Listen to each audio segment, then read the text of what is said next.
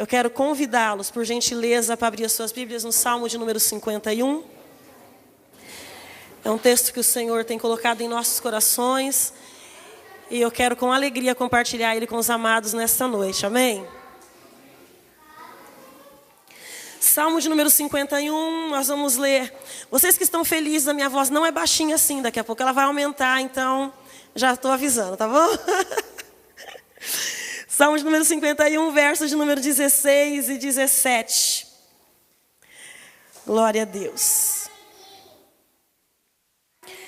Diz assim, verso 16. Não te deleitas em sacrifícios, nem te agradas em holocaustos, senão eu os traria. Os sacrifícios que agradam a Deus é um espírito quebrantado, um coração quebrantado e contrito. Deus, você não desprezará. Amém? Glória a Deus. Eu gosto desse texto porque ele traz umas verdades aos nossos corações. E o salmista, lá no Salmo de número 116, no verso 12, ele vai dizer assim: o que daremos ao Senhor por todos os benefícios e todas as coisas que Ele tem feito por nós? E se você for pensar e for procurar, você não vai conseguir encontrar nada que você possa oferecer a Deus que o surpreenda ou que faça Ele falar: uau, olha o que meu filho fez. Porque sendo Ele onisciente, onipresente, onipotente, nada vai surpreendê-lo. Mas o salmista, dentro de uma situação crítica e muito delicada da sua vida, ele entende que mesmo não podendo surpreender a Deus, ele podia oferecer algo, apresentar algo que Deus não ia rejeitar. E eu acho isso incrível, porque Davi é uma dessas pessoas que nascem com um coração predisposto ao bem. Davi, ele nasce já com um coração voltado para o Senhor. Davi, ele é considerado um homem segundo o coração de Deus. E ele tem uma parceria com Deus de uma forma tão incrível que você começa a notar isso em um tempo que homens estão chamando Deus de meu Senhor e meu Rei magnânimo. Davi chega e chama Deus de Pai, de Paizinho. Em um tempo que os homens se reúnem para fazer as suas adorações, para que grandes públicos estejam assistindo, Davi, no meio do deserto, pega uma harpa e começa a adorar ao Senhor no meio das ovelhas. Isso faz com que Davi se aproxime de Deus e que Deus se aproxime de Davi. E Davi cresce em Deus, e Davi começa a crescer no Senhor, e Deus vai fazendo promessas a Davi, e Davi cresce ao ponto de se tornar rei. Quando o rei, Davi está na presença do Senhor e Deus começa a trazer vitórias para Davi, e Deus começa a fazer com que Davi cresça diante dos homens e continue excelente diante de Deus. Só que chega um tempo em que os reis saem para a guerra e Davi decide passear no palácio. É exatamente isso que diz o texto. Davi decide passear no palácio. Enquanto Davi está passeando no palácio, Davi avista uma bela mulher que era casada com um dos seus valentes. E Davi deseja aquela mulher e Davi toma aquela mulher para si. Davi se deita com aquela mulher e eu imagino que no coração de Davi, ele olha para aquilo e fala: foi só um acidente no meio do caminho, só um erro de cálculos, sabe? E Davi continua a sua história. E ele continua levando a vida como se nada tivesse acontecendo. Só que os dias passam e ela manda uma notícia para Davi dizendo que está grávida. Quando Davi ouve aquilo, Davi ouve e diz: nossa, temos problemas no paraíso. Quando Davi vê isso, Davi fala: preciso de um plano. E a mente do homem, ela é criativa. E o homem, segundo o coração de Deus, começa a seguir o próprio coração. Porque Davi tinha uma alma de guerreiro e um espírito de poeta. E ele começa a seguir o próprio coração e ele fala assim: já sei, mando buscar o esposo dela na guerra, ele vem para cá e ele fica com ela e dá tudo certo. E vamos dizer que o filho é dele. Na mente dele tudo está muito certo. Porque a Bíblia diz que o nosso coração é enganoso e a nossa mente tem horas que ela está iluminada demais por nossas vontades e nosso conhecimento. E Davi, cheio do seu próprio conhecimento, ele manda chamar Urias, o esposo daquela mulher. E quando ele chega, Davi conversa com ele. E Davi embriaga aquele homem e diz: agora que você está alegre de vinho, vai para casa. Fica com a esposa, porque afinal de contas você está há muito tempo na guerra. Mas para surpresa de Davi, aquele homem tinha um coração fiel aos guerreiros que estavam com ele, fiel ao rei e fiel a Deus. Ele se assenta na porta do palácio e diz: não vou para casa enquanto os meus companheiros estão na guerra. Davi começa a olhar aquilo e pensa: não deu certo. Quando ele pensa não deu certo, as coisas que já estavam embaraçadas na vida do homem segundo o coração de Deus, elas começam a virar uma bola de neve. E ele começa a fazer outro plano para resolver o que estava acontecendo. E eu fico olhando para essa história, imaginando Deus olhando do céu, para o moço que adorava no meio do deserto, para o moço que tocava harpas quando ninguém estava vendo, para o moço que glorificava e orava a Deus, quando ninguém estava preocupado com o que estava acontecendo, ele estava preocupado. E Deus olhando para Davi dizendo: o que você está fazendo com a sua vida, rapaz? Às vezes eu olho para a nossa história e eu consigo imaginar essa cena, e Deus olhando para mim e para você e dizendo: o que é que você está fazendo com a sua vida? E o interessante é que Deus geralmente olha para pessoas que são cheias de projetos, cheias de planos, cheias de conhecimento, cheias de promessas de Deus. E Deus preparou e elaborou um futuro para essa pessoa, mas ela começa a se embaraçar e a se prender nos desejos do seu coração. E Davi está preso no seu coração e está preso no que ele acha que deve fazer para que as coisas deem certo, para que ele saia daquela confusão. Porque na realidade o orgulho de Davi não quer que as pessoas saibam o que ele fez de errado. O orgulho de Davi não quer que as pessoas saibam que ele em um momento deixou de estar diante de Deus e cedeu à fraqueza da sua carne. E já que ninguém está vendo, vamos tentar encobertar um pouquinho mais. Então Davi está encobertando, então ele escreve uma carta e ele manda ao general e pede para aquele homem: olha, pega essa carta selada e leva. E ele coloca na mão de Urias a sentença da sua morte. E Urias volta para a guerra com a carta que está dizendo: coloque esse homem na frente de batalha para que ele morra. O homem que foi elegido por Deus como rei em Israel, o homem que era um adorador, um homem que era segundo o coração de Deus, agora está tão embaraçado que com essa brincadeira, o homem que adora a Deus consegue quebrar 5 dos 10 mandamentos. De repente, Davi está em sua casa, achando que tudo está dando certo, e que os seus projetos funcionaram, e que ninguém vai ficar sabendo dos erros que ele cometeu. De repente, o profeta Natan se aproxima e diz assim: preciso te contar uma história, rei. Um homem tinha 100 ovelhas, e ele era rico.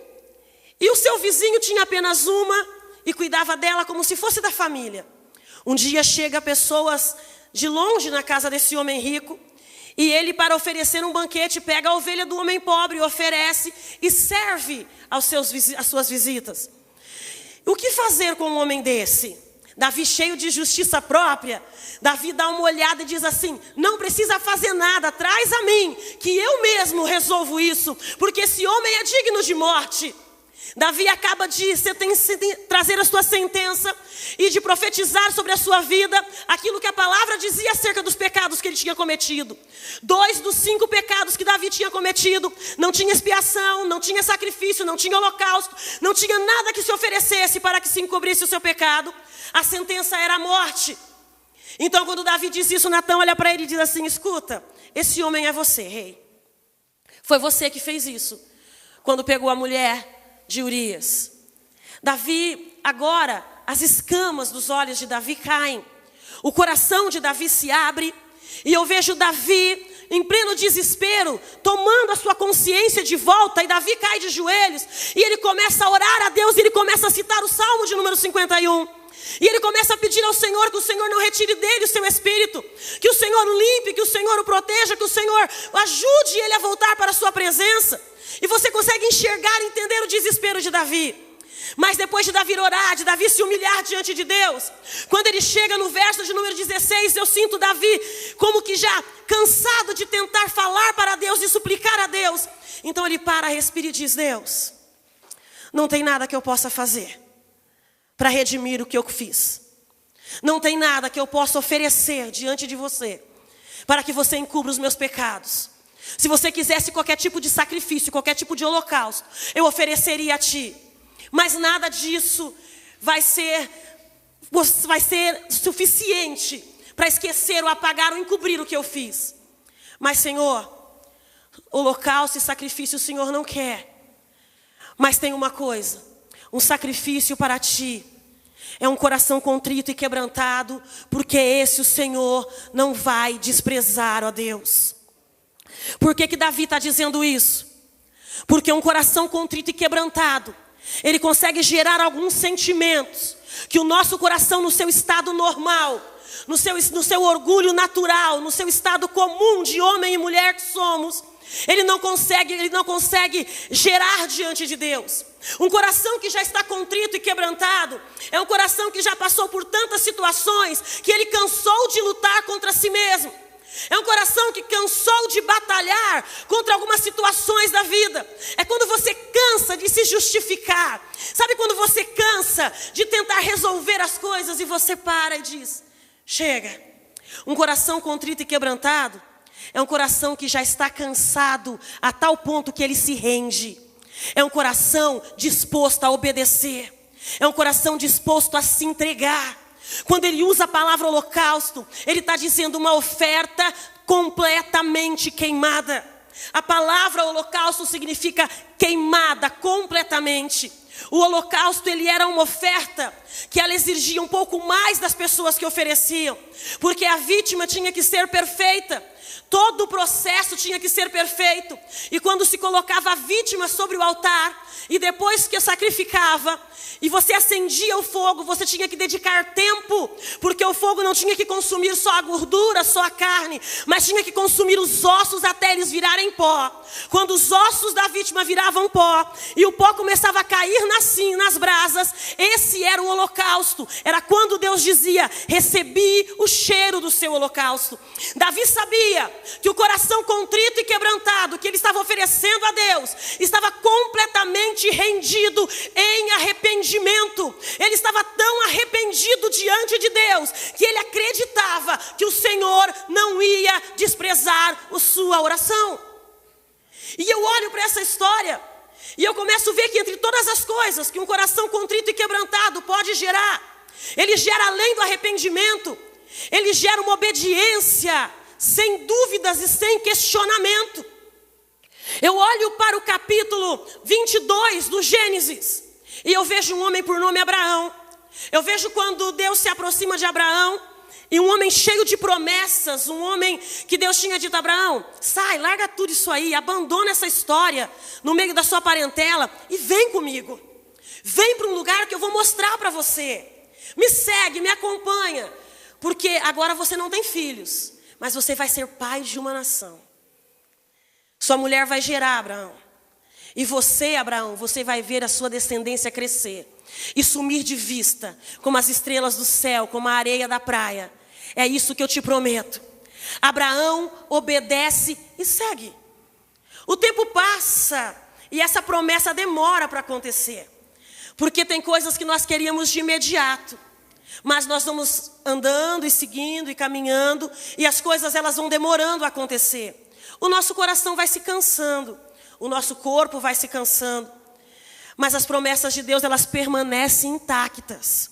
Elas continuam ali, olhando para você e esperando o momento certo de alcançar a sua vida e de alcançar a sua história. E nós às vezes andando, ouvindo uma voz que mais ninguém ouviu, que mais ninguém entendeu, que mais ninguém sabe do que se trata.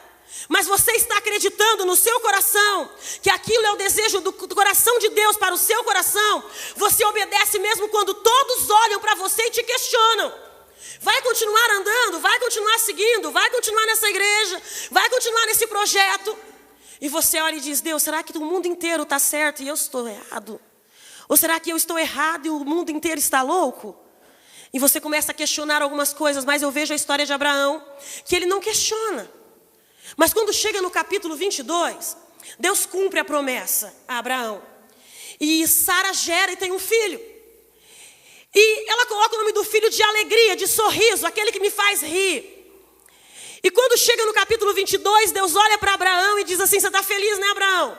Abraão diz: estou, Senhor. A sua promessa me faz sorrir. Deus olha para ele e diz assim: então, eu quero que você me ofereça um sacrifício de holocausto. Um sacrifício totalmente queimado. Abraão olha e fala assim: pois não, vou te oferecer. Sou rico, posso te dar qualquer coisa. 100 ovelhas, 1000, o que você quiser. Deus olha para ele e fala: Abraão, vá ao lugar que eu vou te mostrar e me oferece teu filho Isaque. Eu quero Isaque oferecido em holocausto a mim. Deus estava dizendo: pega todas as promessas que eu te dei. Pega tudo que eu falei até agora e tudo que você fez em sacrifício e queima. Queima tudo, completamente, não deixa sobrar nada.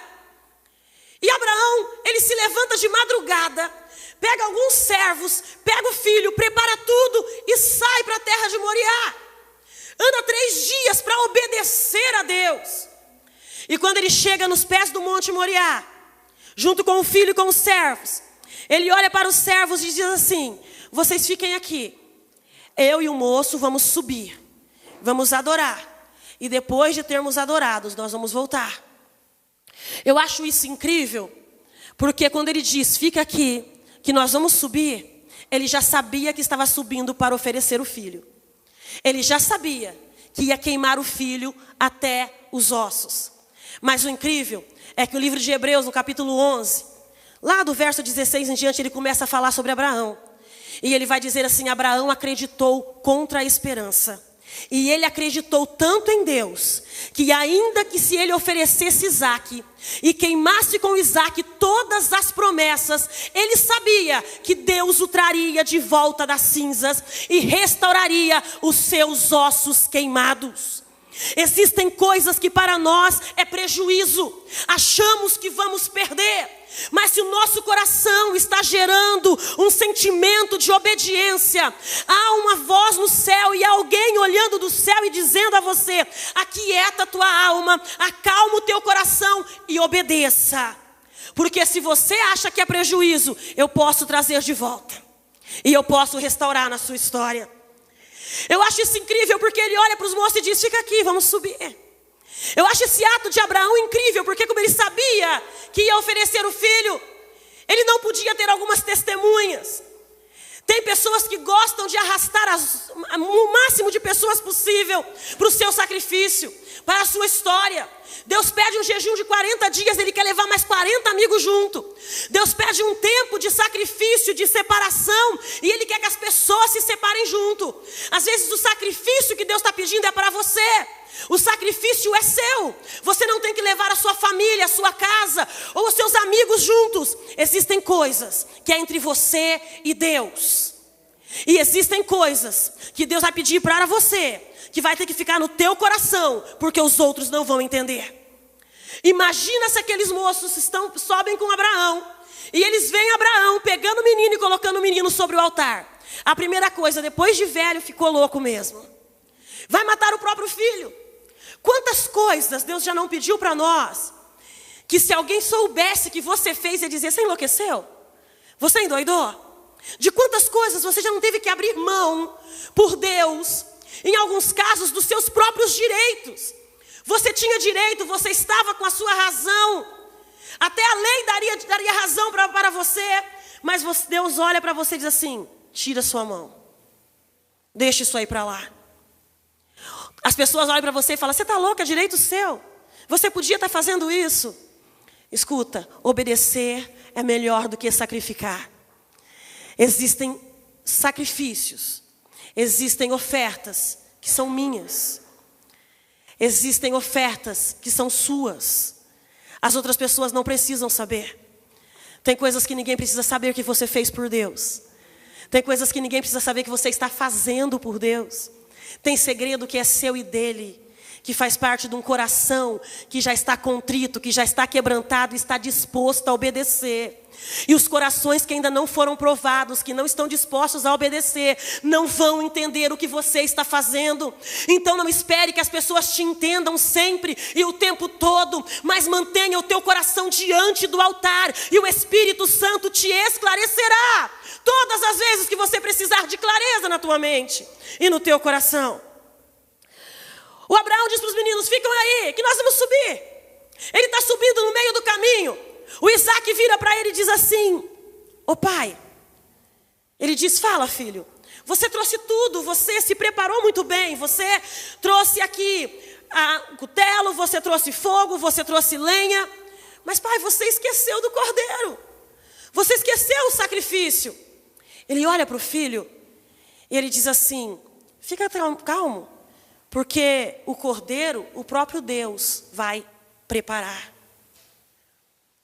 Essa palavra proverá, lembra da fênix? Aquela ave da mitologia grega, que ela ressurgia depois de um tempo das cinzas, depois de morrer. Essa palavra proverá vem disso, sair das cinzas, como a fênix que sai das cinzas.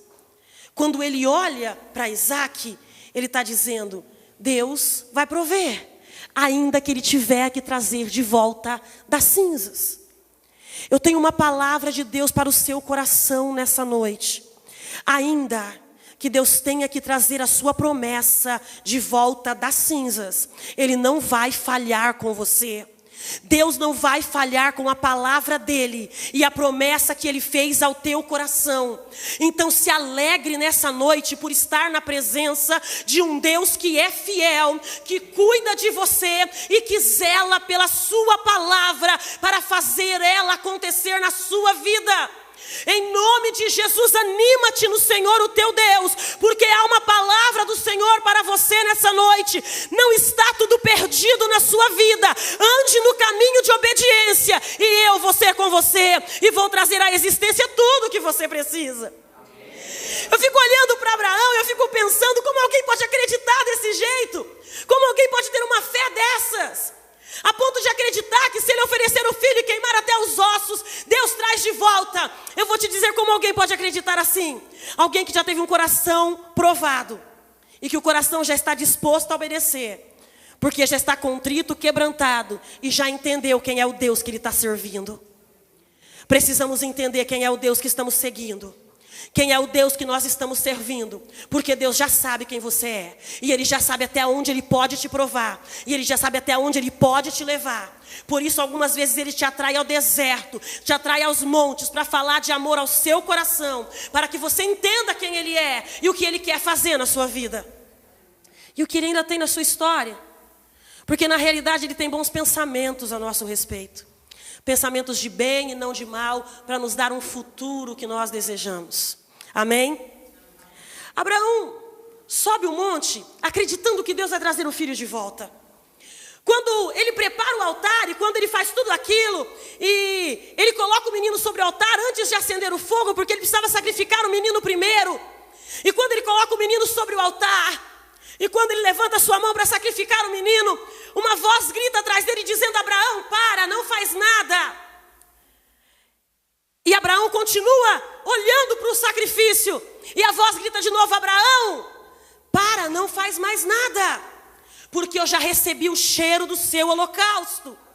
Eu acho isso incrível, porque o menino ainda estava vivo, porque Isaac ainda estava ali, porque o fogo ainda não estava na lenha, mas o Senhor já estava recebendo o cheiro do sacrifício de Abraão. Acontece que quando Deus pediu Isaac para Abraão, dentro de casa, Abraão já tinha sacrificado Isaac no coração. Abraão no seu coração, ele já tinha esmagado Isaac e já tinha entendido que Deus merecia todo o respeito e obediência, porque um coração contrito e quebrantado, disposto a obedecer, não teme a voz de Deus quando ele ouve. Por favor, levanta sua mão assim comigo e declara uma coisa sobre a sua vida, em nome de Jesus, e diz: o meu coração é o seu altar, e eu coloco ele diante do Senhor hoje. Amém? Dá para entender isso em nome de Jesus? Dá para entender? Olha só isso aqui que incrível. Abraão, quando ele ouve isso, ele olha para o lado e tem um cordeiro enroscado pelo chifre num monte. As cabras montesas e os cabritos subiam, mas os cordeiros não.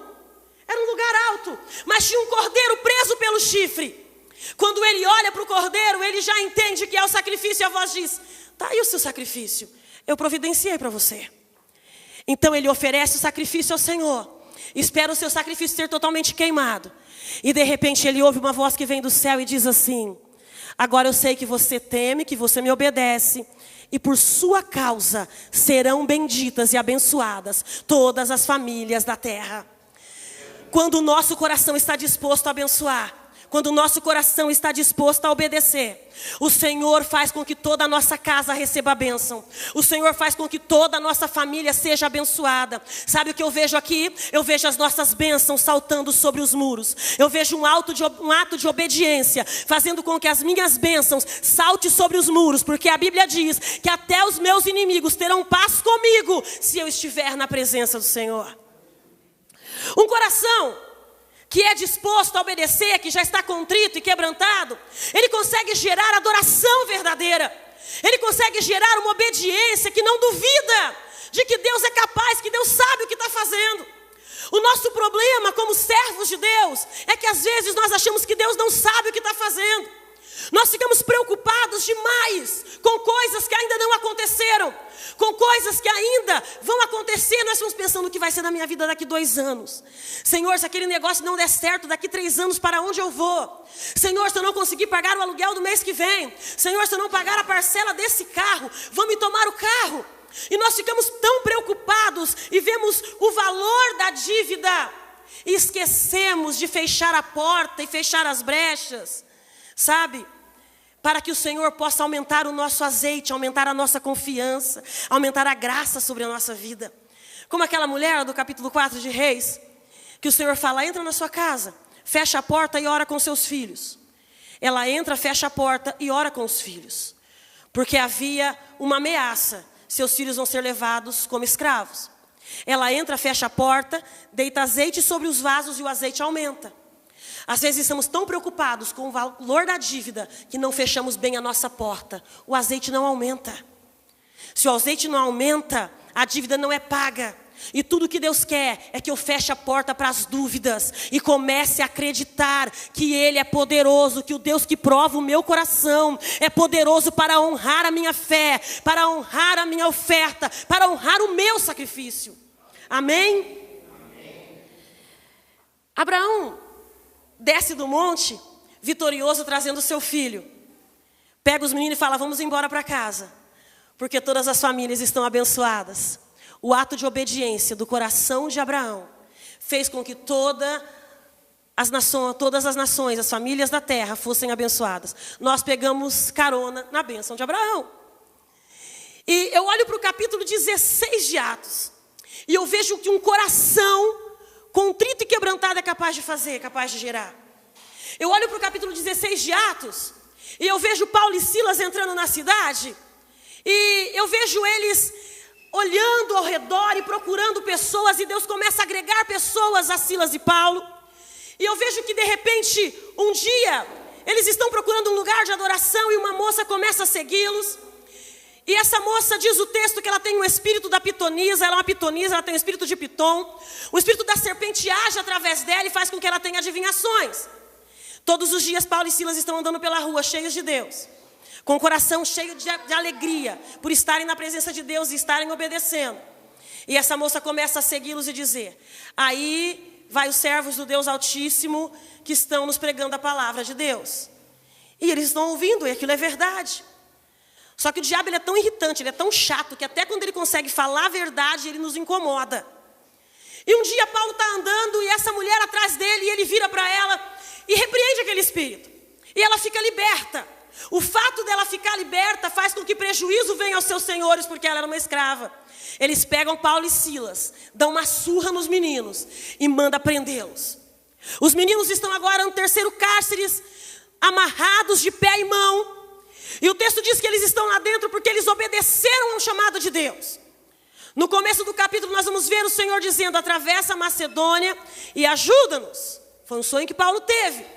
E de repente eles obedecem essa voz, e agora por obediência, por ter um coração disposto a obedecer, eles estão presos, apanharam, estão machucados, e estão aprisionados dentro de uma prisão fétida e suja, e aquelas pessoas fazendo a segurança deles, e eles ali dentro aprisionados, amarrados. Já apanharam e agora estão amarrados. E de repente um olha para o outro e diz assim: vamos cantar? E o texto diz que perto da meia-noite, Paulo e Silas começam a louvar e adorar a Deus.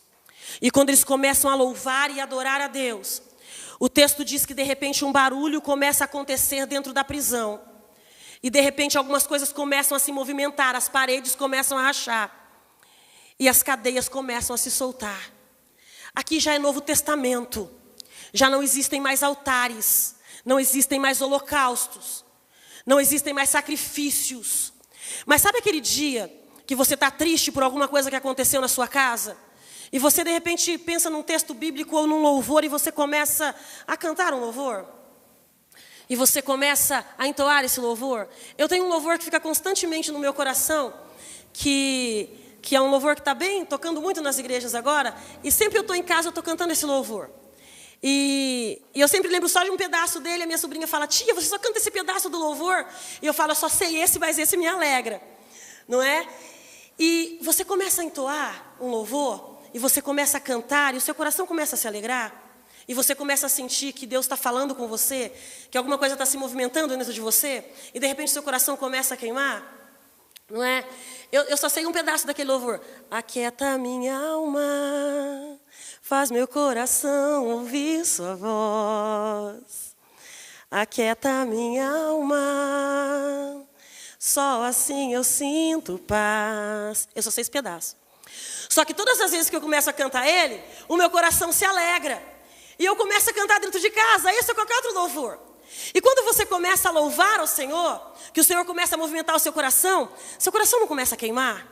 Não tem horas que tem louvor que começa a queimar o seu coração? E começa a trazer uma alegria para a sua alma?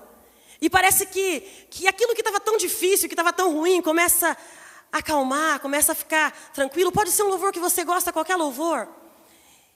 Isso é um coração contrito, chegando ao altar e se oferecendo em holocausto a Deus. Paulo e Silas estão dentro da prisão, algemados, feridos e amarrados de pé e mão. De repente eles começam a louvar e eles começam a orar. E o texto diz que é perto da meia-noite. E sabe que eu gosto de pensar nessa cena? E todas as vezes que eu penso nela, eu fico imaginando Deus no trono, ouvindo os seus louvores. E nós cantamos uns louvores aqui no começo, que os anciões, eles pegam as suas coroas e eles colocam aos pés do Senhor. É o que diz Apocalipse. E os anjos adoram ao Senhor, e a presença do Senhor tem muito movimento de adoração, porque todos estão adorando ao Senhor, estão buscando ao Senhor. O céu é um lugar em movimento constante. E eu fico imaginando Deus sentado no seu trono, ouvindo os louvores, e de repente a Bíblia diz que existem momentos que começa a vir fumaças da terra e chega diante do trono. E alguém pergunta para Deus: o que é isso? E alguém responde: essas são as orações dos santos que estão fazendo na terra. E todas as vezes eu começo a pensar nesse texto, e eu fico pensando que enquanto Paulo e Silas começam a adorar dentro daquela prisão, eu imagino Deus ouvindo os seus louvores no céu e todos os adorando, e aquele movimento de glória e adoração no céu, e de repente abre-se um espaço para que algo da terra, um incenso suave e um cheiro de holocausto comece a chegar diante do trono. E de repente Deus se movimenta no trono para sentir o cheiro daquele holocausto e daquela oração verdadeira. E o simples movimento de Deus no trono, porque Deus não precisa fazer muita coisa para mudar a minha e a sua vida. Deus não precisa fazer muita coisa para mudar a nossa história. Basta um olhar de Deus, um movimento de Deus, e cadeias se quebram, correntes se rompem, a nossa história muda, as coisas acontecem, porque Deus é poderoso para fazer todas as coisas. O movimento de Deus faz com que a terra inteira comece a tremer. A cadeia inteira treme, as paredes racham e as cadeias das mãos de Paulo se soltam, dos pés de Silas se soltam. E de repente, eu posso imaginar e sentir Deus dizendo: é um cheiro diferente. E alguém pode dizer para Deus: mas ninguém está oferecendo holocausto, ninguém está oferecendo sacrifício. E eu posso imaginar o Espírito de Deus dizendo: eu conheço essa adoração.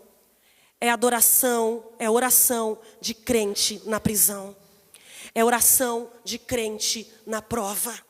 Eu vou te dizer uma coisa.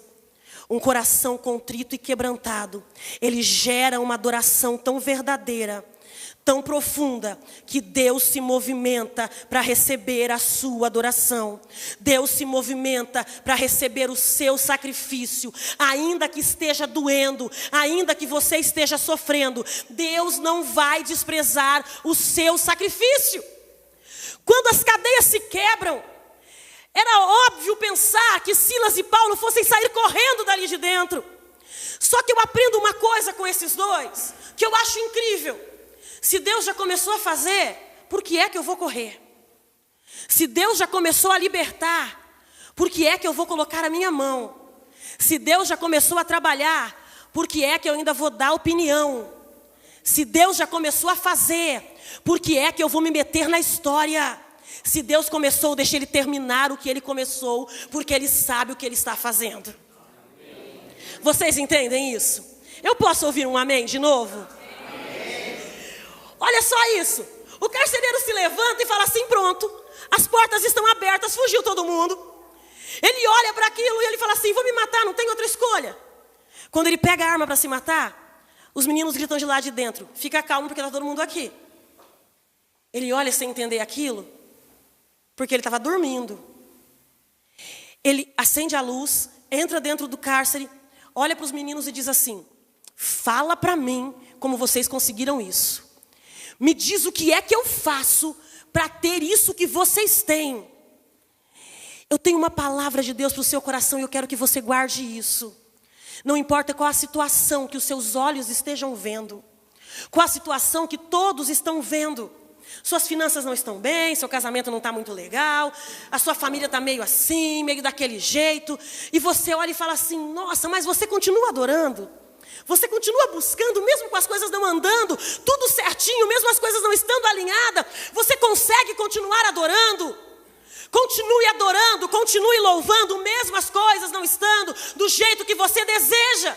E do jeito que você sonhou, porque é um estado momentâneo na sua vida. Continue adorando, porque Deus está recebendo essa adoração, mesmo no meio dessa situação de dor. E as pessoas que estão de fora vendo, que até questionam a sua posição de adorador, a sua posição de entrega, elas vão ter que um dia olhar para você e reconhecer que valeu a pena permanecer no lugar onde você estava de adoração. Ele olha, ele entra dentro do cárcere, ele fala assim, diz para mim o que eu faço para ter isso aí que vocês têm. O Paulo olha para ele e fala assim, crê no Senhor Jesus, vai ser salvo você e a sua casa. Mas o coração de Paulo e de Silas está no lugar certo, está no altar de Deus. Ele tira os meninos dali. O texto diz que Paulo prega para a família dele, junto com Silas. E depois que Paulo pregou, ele lava as feridas de Paulo.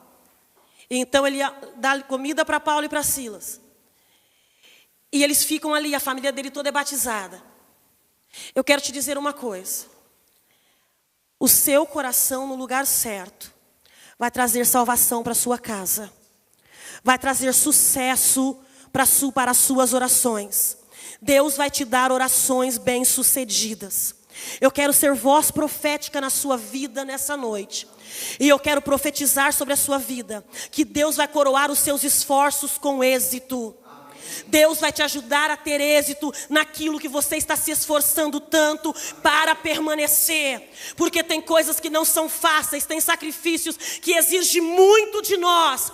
Mas permaneça, porque Deus vai te dar resultados de excelência. Permaneça, mantenha o teu coração no altar, porque o Senhor já está ouvindo, já está se inclinando para o seu sacrifício. E Ele já está dizendo a alguém aqui nessa noite, eu estou sentindo o cheiro do seu holocausto. Se acalme.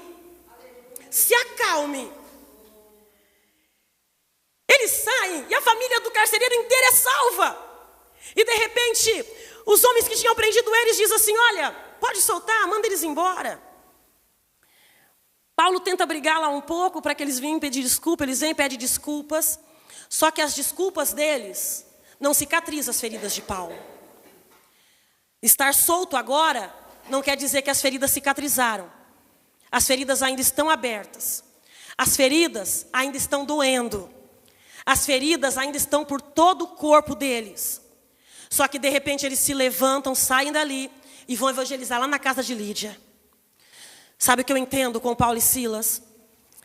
Que quando meu coração está no lugar certo, e ele está disposto a obedecer, minhas feridas não me impedem de caminhar. A minha dor não me impede de prosseguir. O que me impede de caminhar são as cadeias, são as prisões. Mas as prisões, a unção despedaça. A Bíblia diz, usando Isaías, que a unção despedaça o jugo.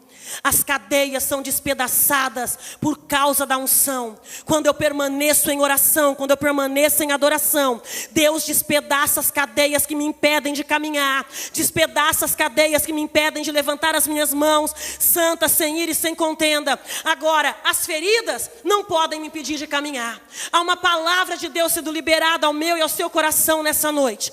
Mantenha o seu coração no lugar certo, porque as cadeias eu já comecei a quebrar, eu já comecei a despedaçar, e quanto às feridas, eu vou curando elas pelo meio do caminho.